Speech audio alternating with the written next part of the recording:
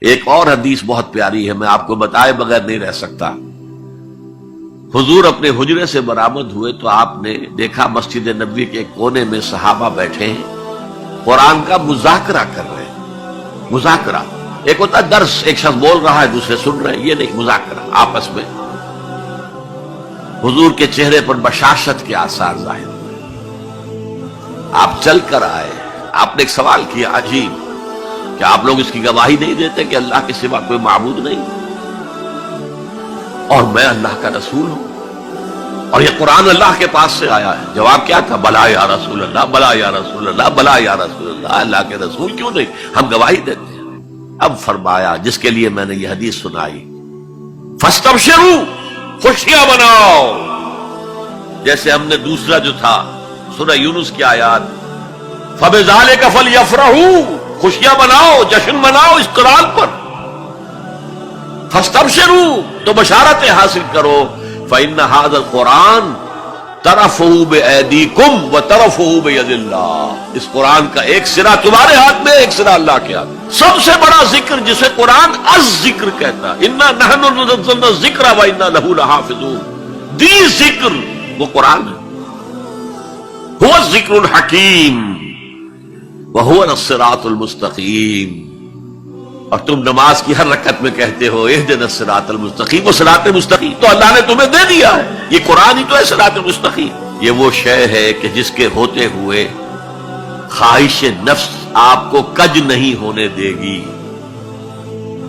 زیغ نہیں آئے گا اس کے ساتھ، اس کے ہوتے ہوئے کبھی کجی نہیں آئے گی تمہارے اندر، زبانیں التباس نہیں پیدا کر سکے گی۔ قرآن جو ہے اپنی حفاظت خود کرتا ہے، اس پر باطل حملہ آور ہو ہی نہیں سکتا، نہ سامنے سے نہ پیچھے سے۔ وَلَا يَشْبَعُ مِنْهُ الْعُلَمَاءُ، علماء اس قرآن سے کبھی سیری محسوس نہیں کریں گے، کبھی بھی یہ محسوس نہیں کریں گے کہ بس قرآن سے جو لینا تھا ہم نے لے لیا، اب کچھ نہیں رہا۔ پڑھتے رہیں گے، پڑھتے رہیں گے، پڑھتے رہیں گے، معلوم ہوگا ہر مرتبہ کوئی نئی چیز آ رہی ہے۔ بار بار کے پڑھنے سے اس پر کوئی باسی پن طاری نہیں ہوگا۔ کوئی اور کتاب دنیا میں ایسی نہیں ہے، ایک دفعہ پڑھ لی، دو دفعہ پڑھ لی، پھر تیسری دفعہ ہاتھ لگانے کو جی نہیں چاہتا، پڑھنے کو جی نہیں چاہتا، سوال ہی پیدا نہیں۔ یہ وہ ہے، پڑھتے رہو گے، پڑھتے رہو گے، اس پر کوئی باسی پن طاری نہیں ہوگا۔ وَلَا تَنْقَضِي عَجَائِبُهُ، اس کے عجائب کبھی ختم نہیں ہوں گے۔ یہ وہ کتاب ہے جسے جیسے ہی جنوں نے سنا فوراً کہا ہم نے آج ایک بہت عمدہ کلام سنا ہے، کتاب سنی ہے، تو ہم تو ایمان لے آئے۔ ایک دفعہ سنا ہے اور وہ داعی بن کر چلے گئے، یا قومنا اجیبوا داعی اللہ، اے ہماری قوم کے لوگوں اس اللہ کی طرف پکارنے والے کی آواز پر لبیک کہو۔ اب چار جملے جو آئے ہیں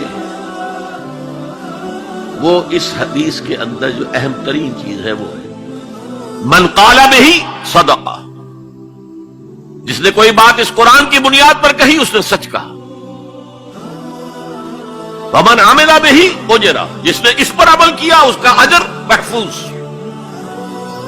ومن حکم بہ عدل، اور جس نے اس کی بنیاد پر کوئی فیصلہ کیا اس نے عدل کیا۔ اور آخری جملہ کاش کہ اس کا مصداق اللہ مجھے بھی اور آپ کو بھی بنا دے، وَمَن دَعَا إِلَيْهِ هُدِيَ إِلَىٰ صِرَاطٍ مُسْتَقِيمٍ، جو اس قرآن کی طرف لوگوں کو بلائے گا، کسی اور کو ہدایت ہو نہ ہو، اس کی ہدایت ہو گئی۔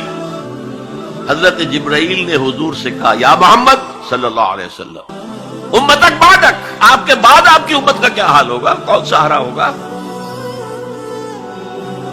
حضور نے فرمایا مل مخرج منہا یا جبرائیل، اے جبرائیل تم بھی بتاؤ اس مسئلے کا حل کیا ہے، نکلنے کا راستہ کون سا ہے؟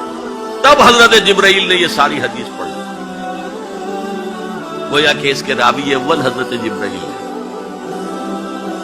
راوی ثانی حضور ہے، راوی ثالث حضرت علی ہے رضی